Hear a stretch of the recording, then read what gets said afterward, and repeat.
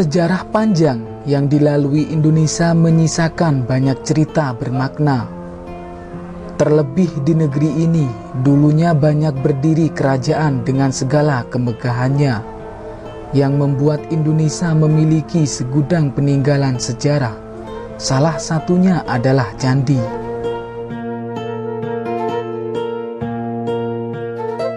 Candi Gedung Songo terletak di Desa Candi, Kecamatan Bendungan, Kabupaten Semarang, Provinsi Jawa Tengah.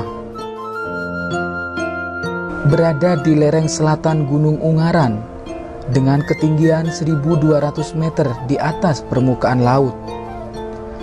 Lingkungan di sekitar Candi Gedung Songo ditumbuhi pepohonan sehingga ditimbulkan suasana tenang dan berhawa sejuk.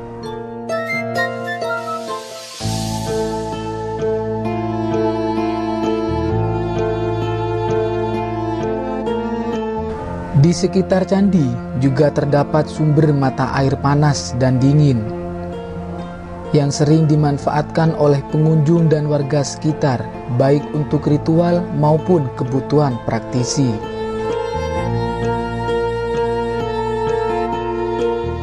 Di kawasan Candi Gedung Songo ini juga terdapat beberapa kelompok candi yang keberadaannya terintegrasi dengan sumber daya alam.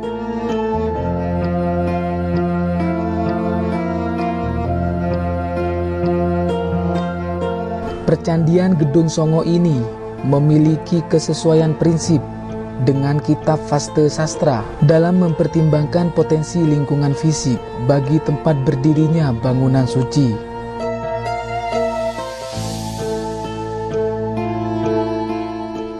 Pelestarian awal Candi Gedung Songo dilakukan oleh orang Belanda dari tahun 1740 hingga 1931. Pelestarian tersebut berupa penelitian, inventarisasi, publikasi, dan pemugaran. Selanjutnya pada tahun 1928 hingga 1931 dilakukan pemugaran pada Candi Gedung 1 dan 2 oleh Dinas Purbakala Belanda. Pemugaran pada masa pemerintahan Republik Indonesia dilakukan pada Candi Gedung 3, 4, dan 5 dari tahun 1977 hingga tahun 2009.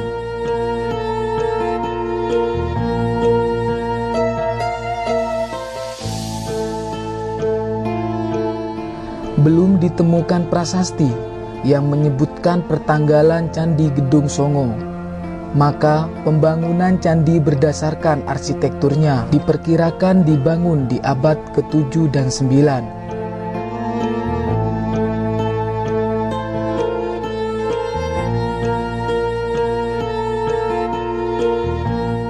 Memiliki nama asli Candi Gedung Songo, yang artinya 9 bangunan candi.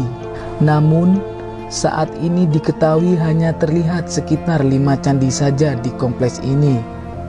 Satu bangunan candi yang berada di puncak paling tinggi disebut sebagai Puncak Nirwana.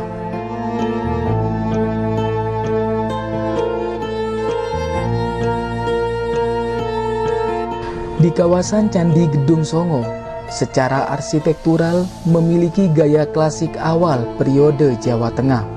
Tetapi masing-masing candi memiliki keunikan arsitekturnya, yaitu tata letak candi yang berkelompok dan berjenjang mengikuti kontur.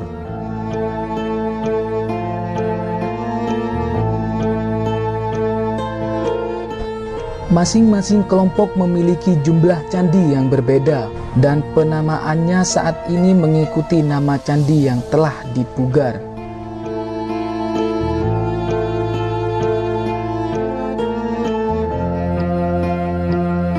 Secara umum gaya candi klasik awal mempunyai kaki berbentuk tubuh yang kekar, memiliki bingkai-bingkai mendatar. Pada tubuh kanan terdapat relung berhiaskan kala makara dan penggambaran naturalis. Atapnya bertingkat-tingkat makin menonjol dan mempunyai hiasan mercu yang berbentuk miniatur candi.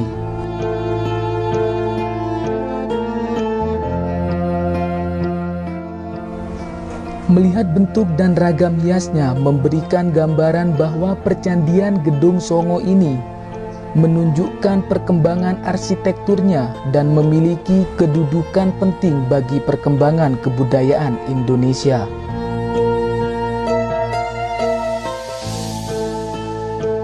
Candi merupakan replika Gunung Mahameru sebagai tempat sakral, menggambarkan alam semesta sesuai dengan konsep Triloka. Pembagian bangunan diwujudkan dalam bagian yang menggambarkan adanya 3 dunia, yaitu kaki candi yang menggambarkan candi bawah atau Burloka sebagai tempat tinggal manusia, tubuh candi sebagai lambang dunia tengah atau Bwarloka, tempat manusia yang telah mencapai kesucian dan kesempurnaan, dan atap candi melambangkan dunia atas atau Swarloka.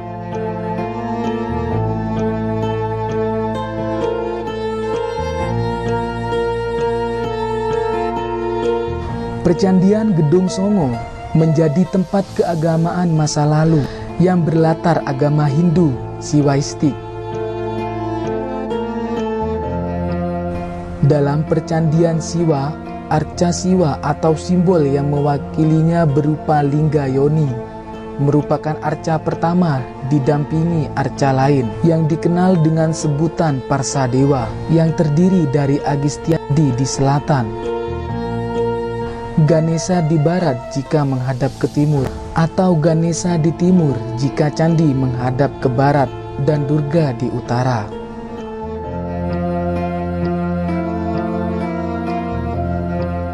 Selain itu juga terdapat arca Mahakala dan Nandiswara yang bertugas sebagai penjaga pintu candi Hindu.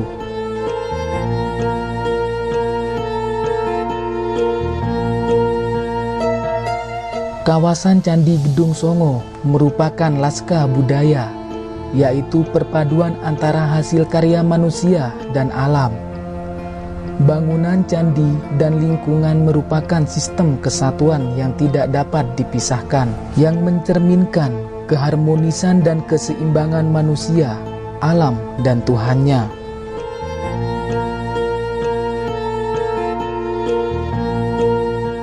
Ternyata kawasan candi juga memiliki bioenergi terbesar dan terbaik se-Asia. Bahkan menurut kabar, bioenergi di sini dapat mengalahkan bioenergi yang ada di kawasan pegunungan Tibet. Kondisi ini menciptakan Candi Gedung Songo menjadi sumber budaya-budaya yang dapat dimanfaatkan untuk kepentingan agama, sosialisasi, pendidikan, ilmu pengetahuan teknologi, kebudayaan, dan pariwisata.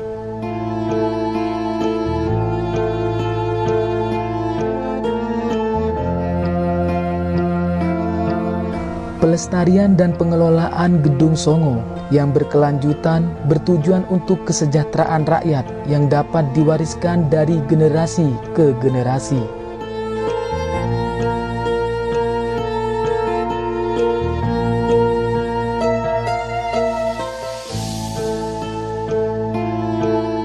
Kemajuan suatu bangsa tidak lepas dari sejarah bangsa tersebut.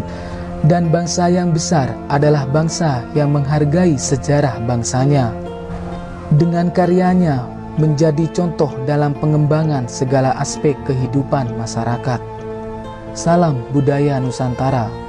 Tinggalkan perselisihan, sambung persaudaraan. Rahayu.